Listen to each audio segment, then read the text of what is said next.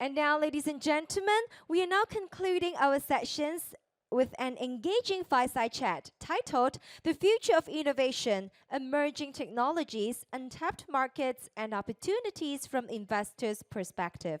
This discussion will explore the future of innovation through the lens of investors, focusing on identifying emerging technologies, untapped markets, and the most compelling opportunities. And we are honored to invite the following moderator and speakers to the stage. Let's first of all welcome the moderator, Ms. Relena Sei, CEO, JumpStart Media. Welcome.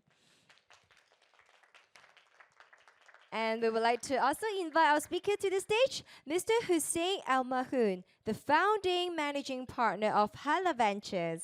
Welcome, gentlemen. And also, I would like to invite Ms. Esther Wong, founder and CEO of 3Cap. Last but not the least, let's put our hands together and welcome Mr. Harry Mann, partner of MPC. Welcome our speakers on stage. And now I'll pass the time to Ms. A for hosting this session for us, please. Great, thank you so much, and wonderful to see so many of you out here today. So this is a very interesting panel, so we're excited to be able to share with you.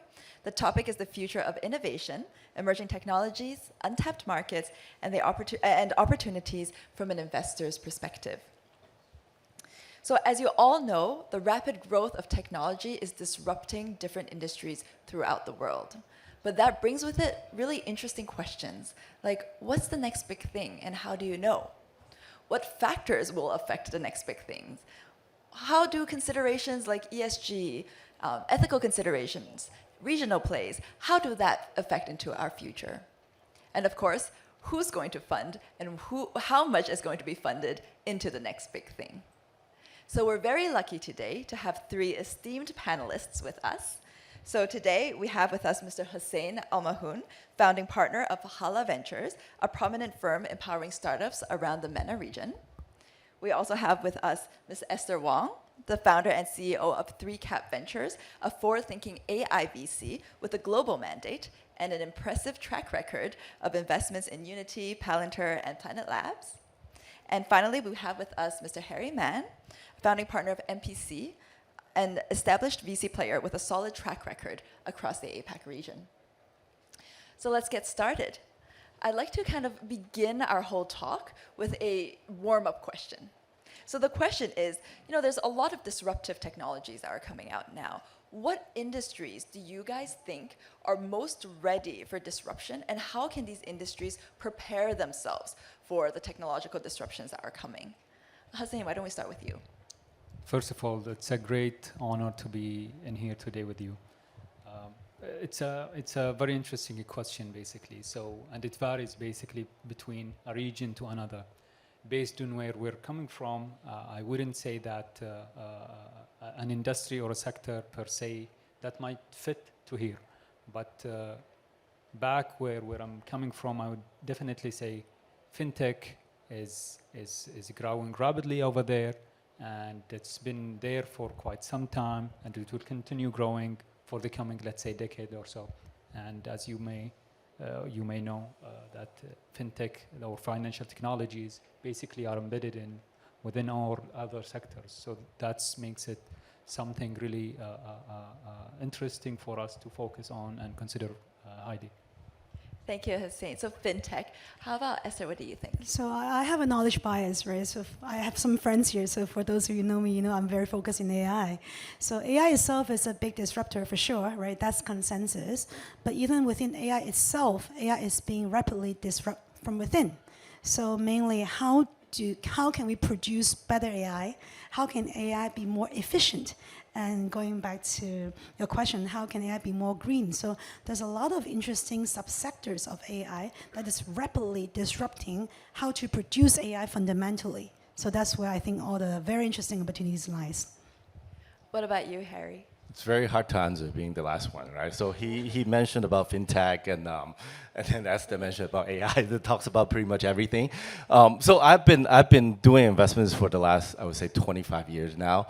We've been through multiple rounds of innovations, and what I see, I think, with AI coming in, I'm going to be very much agree with what Esther has been talking about. The entire world is going to be disrupted.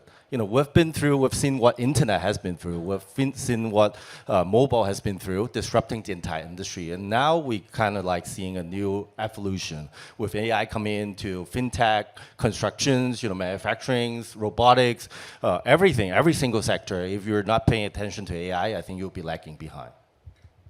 Great, thank you. So it sounds like AI, fintech, these are areas that are ripe for future innovation. So talking about identifying emerging technologies, untapped markets, and certain trends, Harry, I have a question for you. So we see previously there's this kind of trend of Western technologies that are coming to Asia and then growing it in Asia and adapting it for the local market. Do you see that trend continuing, or do you see a lot more homegrown technologies? And does it affect your investment decision whether something is homegrown or imported technologies?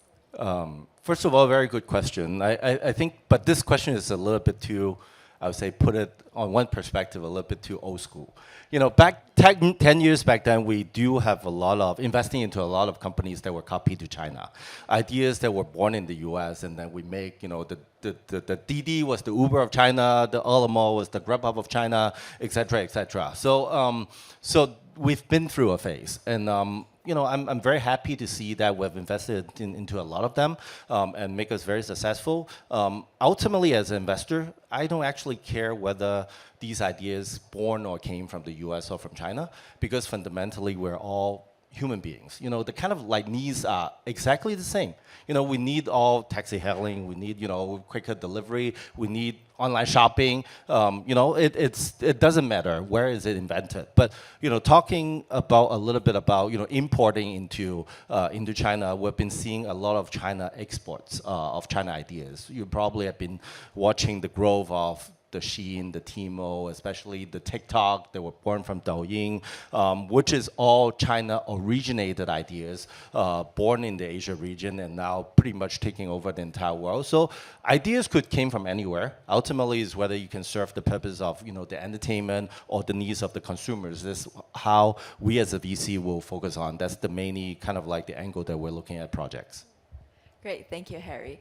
Esther, I have a question for you. Your background is in AI, and everyone always talks about AI, especially recently, right? There's a lot of growth in the space.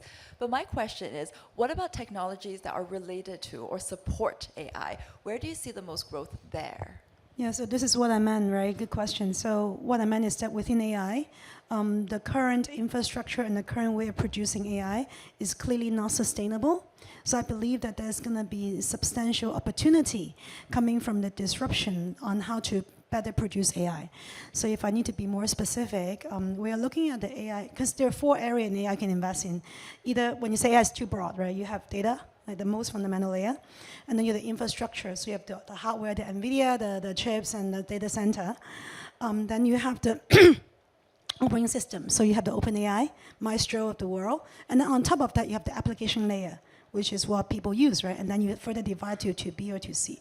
So I believe that a lot of disruption at this moment, well, disruption at every single level, but I do believe that a lot of the disruption is going to come from the most fundamental layer. And the reason I say that is because it's the most important and pertinent layer. And a tiny little bit of improvement in the fundamental layer, it can have a massive multiplying effect on how we use AI in general. So I'll give you one example, right? I mean, you guys all hear about the fact that AI is consuming a lot of power. The whole Argentina, this worth 1 year of power in AI is equivalent to an Argentina consumption, right? You heard about this a lot. But why is AI requiring so much power? I mean, have you guys thought about it? And the reason is because, if, as a matter of fact, most of the power into a data center is actually used for cooling purposes, okay? Cooling purposes account for 80% of the power used in a data center. And why, and your question is then, why is data center so hot? It's because the chips are not optimized for the AI algorithm. So they're better, and why the chips not optimized? The question is because what chips do AI use? Say it. NVIDIA. What is NVIDIA used for? Graphic, gaming. Okay, so they are not AI chip specific, tailored to its need. And in terms of chip-wise, they are also used for training and inferencing, two very different kinds of chips. So you need to tackle the question from a very fundamental layer. There are better infrastructure plays, either in the sense of you can produce a better chip that is more AI specific, or in addition, there are four ways, okay? Either you produce a chip that's more AI specific. B, you can look at the algorithm, the fundamental algorithm that is more efficient. Because right now the world is running on transformer. Transformer takes a lot of tokens, okay? Encoding, decoding takes a lot of tokens. So there are better algorithm underlying that is more efficient, token efficient, right? So use less power, obviously. Number 3, there are better ways of building a data center that is less power consumptive. For instance, recently, cooling, right? So you can build a data center in the ocean. Or there's a new company that NVIDIA just invested in that build a data center in space, because space is very cold. So you save all the costs on cooling. And last and finally, there are a lot of ways to produce more efficient power, right? When we look at the upstream guys. So I believe that there's significant opportunity in nuclear. So that's all the 4 subsectors that we look at. Thank you, Esther. Really interesting. I know that AI has been hot, but I didn't realize, both in temperature and in terms of popularity, but I didn't realize how much goes into the whole AI business. So Hussain, I have a question for you. You guys are focused in the MENA region, but actually I had a conversation with Hussain earlier. He said he's actually also looking to expand globally. But the development of GCC is quite interesting because there's a lot of untapped potential there. So when it comes to addressing regional challenges, do you consider a technology's potential in terms of regional development? How does that affect your investment decision? So basically, when we're investing in emerging markets like the GCC or MENA broadly, we focus mostly on technologies that really address regional challenges, and we take in consideration a number of factors. First, the local relevance, where we evaluate how technology meets the needs for specific regional needs. And second factor would be the adaptability, where we ensure the technology fits the local context, considering the infrastructure and the regulatory reforms. And third would be the collaboration, where we focus into opportunities to make partnerships with local entities. And fourth, the long-term value we take in consideration, basically, where we look for opportunities or investments that offer a healthy and economically basically feasible opportunities that are having the social benefits as well. So this is, in a nutshell, how we'll look into it in general. This what would really make an impact taking such decision. Great, thank you, Hussain. Since we're talking about things that our investors are considering and factors that they're thinking of when they're doing investment decisions, Esther, I have a question for you. Given the popularity of AI recently, the valuations around AI have gone up. Now, do you think the valuations are sustainable, or do you see some sort of market correction? And how do these valuations factor into your investment decision? Well, I mean, yes, anything that tackle the word AI already automatically demand a premium, and most of them are fake, right? So, I mean, that's always just, Mark Andreessen have a very good point. They call it, the bullet point number 6. Did you watch that? It's so funny. What they mean by bullet point number 6 is that there is such company, they have been in existence for, let's say, 3-4 years, and then they say, oh, by the way, bullet point number 6, we use AI. And all in a sudden valuation just surge. So there's a lot of BS going on, and I'm sure you guys are smart enough to discern it. So the way I avoid it is, in general, as I mentioned, I actually do not, as a fund, and this is completely my personal preference, I actually do not invest in the upper 2 layers. I don't invest in the open AIs of the world, and I do not invest in the application layers of the world. And this might be controversial, by the way, but this is a personal decision, is because I feel that there's so much to invest in the bottom 2 layer that the world is completely not aware. I mean, the whole AI thing came about 2 years ago for the rest of the world. I mean, it came about many years ago, but to truly democratize is, last 2 years. So the world's infrastructure is completely, the world has never seen such demand, and the world's infrastructure currently is not prepared for the explosion that it's going to have for the next decade or even centuries. So as a result, our team did a very, very back of the envelope calculation. Forget about buying land to build data center, right? Just the technology that needs to go into, emerging technology go into making AI more efficient itself it's at least $2.5 trillion that needs to be invested in the next few years. And I believe that investing in the fundamental AI infrastructure layer is a lot safer. Think about the mobile internet era, right? I mean, the fiber optics that was laid 30 years ago, we are still using it. Well, not the exact same strand, but the technology is still there. So fundamental AI infrastructure I believe, is here to stay. And I think some of these really amazing technology is here to completely revolutionize the world. And my last point on this, right now, a lot of the training that is consuming the size of Argentina is basically on LLM training, right? On large language model training. But think about it, right? The demand for inferencing is actually 1 billion times bigger. What do I mean by that? So every time when you go on ChatGPT, you ask a question, when you ask and Harry asks and Hussain asks, we have a different answer because it's thinking on the cloud. That's called inferencing. The inferencing demand, because of the proliferation of robots, and, autonomous driving, even like a smart toothbrush, that would increase by 1 billion times. So the world desperately, desperately need a new form of creating this AI infrastructure. Great, thank you so much, Esther. What about Harry? What about you? Tell me about your investment thesis and kind of your thought process behind it. That's why I like Esther to be around, right? Because she is investing in all the infrastructure that is needed for us to do investments into like the AI toothbrush, like the applications on top. Put it this way. Of AI toothbrush, okay. Put it this way, I think obviously, every VC, around the world are talking about AI. AI is a very important part of our investment. It takes up about 1/3 of the overall investment, I would say, value amount that we're putting into effort. The rest of it was still, because we're majority focused in China, there are a lot of deep tech that we're investing. Semiconductors, new material, new energy, all the chipsets and stuff like that. That goes to, like the local, I would say, entrepreneurs that are doing. As part of the AI stuff, that's why I say I like Esther, because we're very much focusing on AI applications rather than infrastructure. I think, I totally agree to the fact that, we need better infrastructure to produce, to train and for inference as well. But looking at the expertise that we have, what we've been doing in the last 20 years, I think, what we're good at is really looking into entrepreneurs that can put things into work. Right, the companies that we've invested so far in the last 20 years are a lot of, back in the days, mobile applications. Chinese, they don't invent internet, they did not invent the iPhone, but they invent everything on top of it.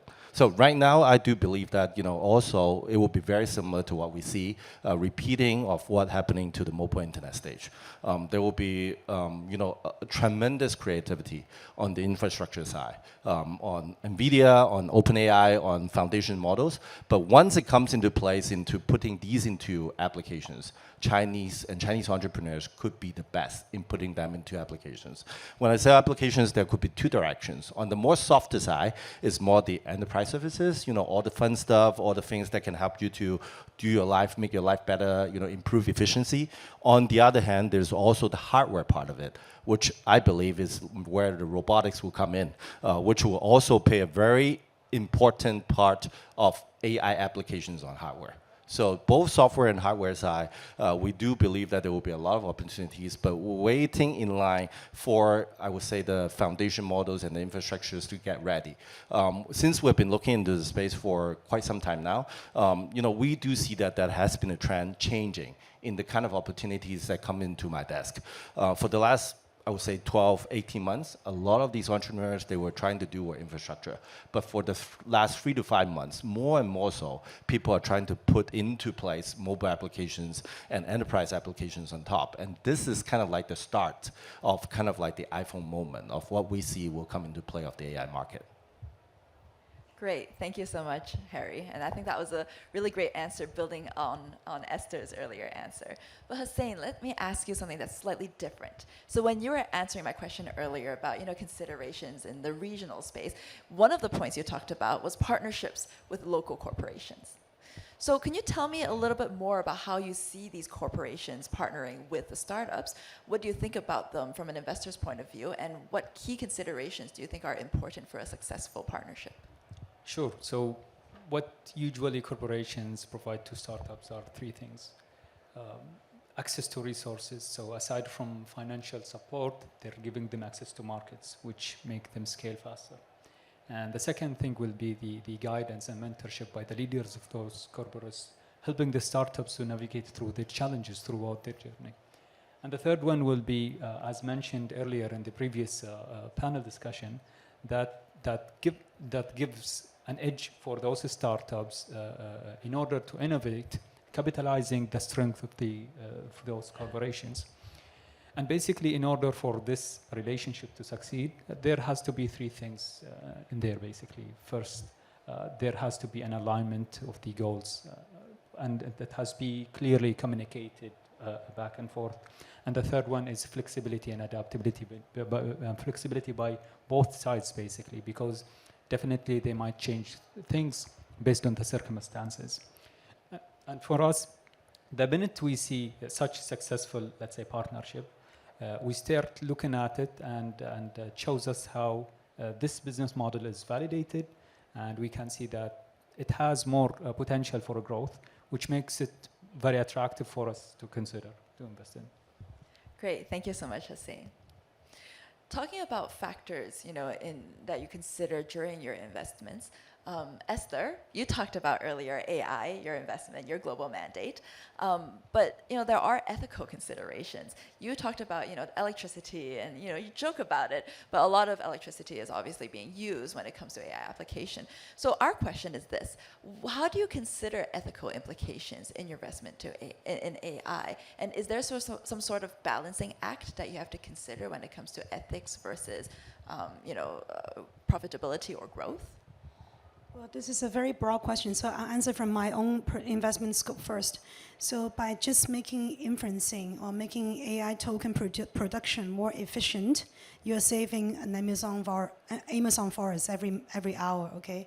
Because at any given time in a data center, as a matter of fact, I don't know, can you guys guess, what is the utilization rate of an NVIDIA GPU? Do you know? Anyone? 50, okay? Close enough. So can you imagine if we can actually increase from 50 to, say, 55 or to 60? Do you know how many trees we can save? That's a lot of ESG right there, right? But how do we improve that from, let's say, 50 to 60, which is 20% improvement? There's a lot of inferencing technology and software and hardware understanding that is needed. So for what I do, for my fund, I actually invest in a lot of this inferencing technology. So to make running of a data center a lot more smoothly and more cost efficient. I also invest in alternative solutions to NVIDIA chips. I also invest in alternative solutions to potentially alternative solutions to coal, right? So this is all working into a more greener planet, because at current rate, completely non-sustainable. If we really have 1 billion times inferencing demand and training, the world will run out of the current rate that we produce AI. We'll run out of electricity within one decade. That's it, 10 years. So all the AI revolution, the bottleneck, at the end of the day, is electricity. Great, thank you, Esther. Talking a little bit about sustainability and ESG, Harry, I want to ask you, in terms of the ESG and sustainability space, what do you see the trends being, and where do you see the exciting innovations being? I think a lot of people like to talk about ESG for the sake of talking about ESG. The way that I'm looking at the questions may spin in another way. Because we're financial investors, put it that way, we want to invest in things that can make an impact to the environment, to the industry, to everything in general, basically. So when we look at projects, we don't particularly look for projects that particularly do ESG alone, because oftentimes a lot of people try to make it for making for it. They will never be profitable, they will never make it big, they will never be impactful, put it that way. But there are a lot of things that we have been invested that can, I would say, financially make billion-dollar returns, at the same time save a lot of energy and, you know, saving the planet. Say, for example, we were lucky enough to be early-stage investors into two of the biggest EV companies in China, Li Auto and XPeng. You know, we invest in them because they were EVs. But by the end of the day, you think about, you know, how much they are helping, you know, the environment and the world when they are replacing pretty much all the cars in China from combustion engines to EVs. The same applies to a lot of the AIs that will run into efficiency improvements. You're saving energy, you're saving people's time, even Uber and taxi hailing. Right, because you don't have to run your car anymore because you're point to point being picked up. You improve a lot of more efficiency in the car running on the streets. So these are kind of like the directions that we're looking for. We look at projects for, you know, from the basic fundamental business infrastructure rather than the ESG angle alone. But oftentimes when you look deeper into a lot of these projects, when they're improving how the world is running, they are improving many times into, you know, putting into effort into the ESG environment. Thank you, Harry. It's like asking these startups to be multitaskers. They have to not only, you know, improve something, whether it's bottom line, whether it's, you know, the world, but at the same time, they could do something that can actually make the world a better place. So Hussain, we're talking about considerations in investments.